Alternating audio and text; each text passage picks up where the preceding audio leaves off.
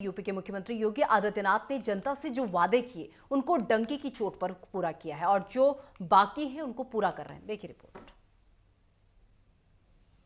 हम विकास भी कराएंगे और माफिया इनको फिर से उनकी सही जगह भेजने का इंतजाम भी करेंगे।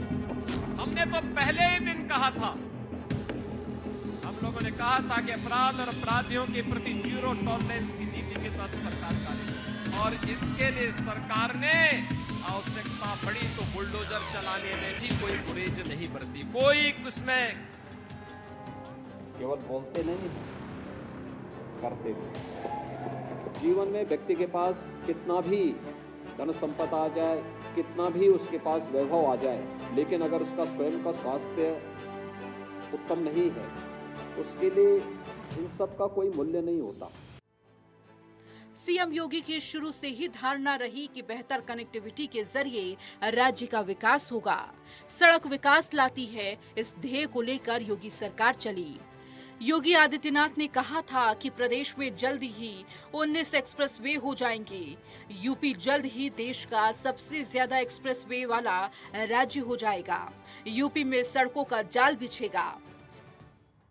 जो पश्चिमी उत्तर प्रदेश 6 वर्ष पहले तक बदहाल कानून व्यवस्था और असुरक्षा की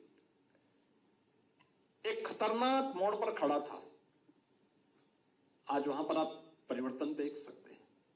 आज पूर्वांचल एक्सप्रेसवे पूर्वी उत्तर प्रदेश को जोड़ता है। बुंदेलखंड एक्सप्रेसवे पूरे बुंदेलखंड को जोड़ रहा है। मैं तो इस बात को देख के आश्चर्य करता हूं, यानी मैं आज से लगभग 2000 वर्ष पूर्व के उस अभियान को देख रहा था जब चंद्रगुप्त मौर्य इस देश के शासक थे। उस समय उन्होंने भारत को जोड़ने के लिए 2 महान पथ बनाए थे, एक उत्तर पथ और एक दक्षिण पथ। उत्तर पथ पाटलिपुत्र पटना से तक्षशिला तक जोड़ता था और उस समय इस मार्ग को जोड़ने में, उस समय आने में, लगभग तक्षशिला से पाटलिपुत्र आने में 4 दिन लगते थे। आज दिल्ली से पाटलिपुत्र यानी पटना जाने में अगर उत्तर प्रदेश की एक्सप्रेस हाईवे का उपयोग करेंगे तो मात्र 10 घंटे में आप दिल्ली से पटना आराम से पहुंच सकते हैं। कनेक्टिविटी कितनी बेहतर हुई है। और ऐसे दक्षिण पथ को जोड़ने के लिए भी जो कार्यक्रम चले हैं, भारत सरकार ने इंफ्रास्ट्रक्चर डेवलपमेंट के जिस प्रकार के अभियान को आगे बढ़ाया है, वह भी एक बेहतरीन स्थिति में आगे बढ़ रहा है। उत्तर प्रदेश ने खासतौर पर इस पे अच्छा कार्य किया है। बुंदेलखंड एक्सप्रेसवे हमारा आगे बढ़ा है। गंगा एक्सप्रेसवे पे युद्ध स्तर पर कार्य चल रहा है। गोरखपुर लिंक एक्सप्रेसवे और बरिया लिंक एक्सप्रेसवे पे कार्य युद्ध स्तर पर चल रहा है। लखनऊ कानपुर ग्रीनफील्ड एक्सप्रेसवे पर कार्य चल रहा है। यानी जिस तेजी के साथ उत्तर प्रदेश के अंदर एक्सप्रेस हाईवे का एक संजाल फैला है, इसने उत्तर प्रदेश की संभावनाओं को और आगे बढ़ाया है। आज यूपी में 6 एक्सप्रेसवे का निर्माण हो चुका है। 7वें पर तेजी से काम हो रहा है। लखनऊ, गाजियाबाद, नोएडा, ग्रेटर नोएडा और कानपुर, आगरा में मेट्रो सेवाएं हैं। यूपी 5 अंतर्राष्ट्रीय और 16 घरेलू अड्डा वाला राज्य है।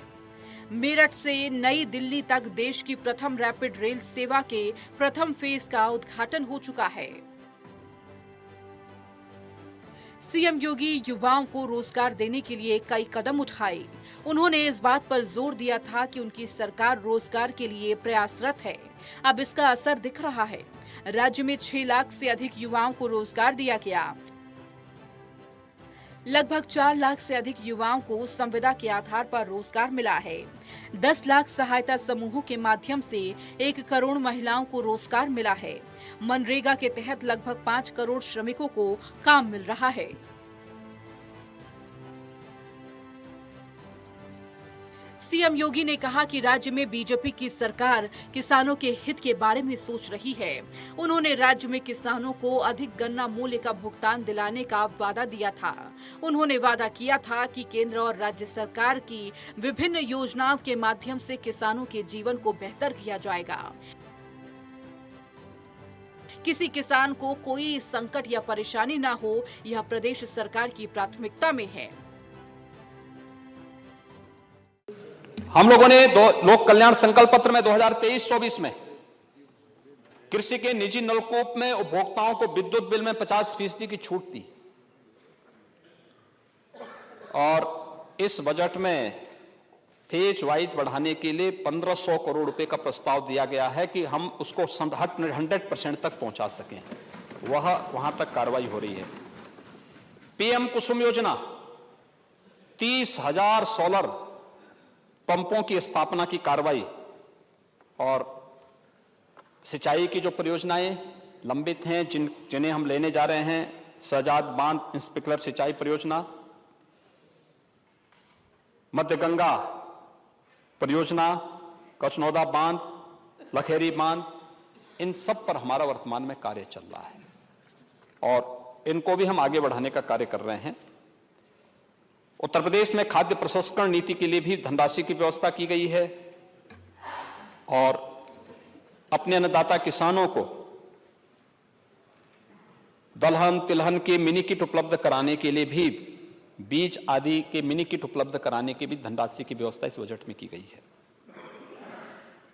अन्नदाता किसान अत्याधुनिक तकनीक के साथ आगे बढ़ सकें। मुझे याद है 2015-16 में भारत सरकार ने 20 कृषि विज्ञान केंद्र उपलब्ध करवाने के लिए राज्य सरकार को कहा था। राज्य सरकार ने नहीं लिया।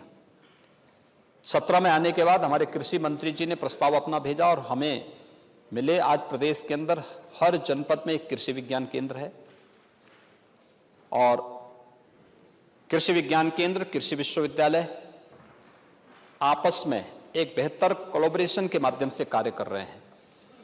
अन्नदाता किसानों की ट्रेनिंग, उनके लिए डेमोन्स्ट्रेशन, अच्छे बीज उपलब्ध कराने के भी एक मंच ये सब केंद्र बन रहे हैं और महात्मा बुद्ध के नाम पर कुशीनगर में एक कृषि विश्वविद्यालय भी सरकार देने जा रही है। इसी बजट में उसका प्रावधान भी किया गया है।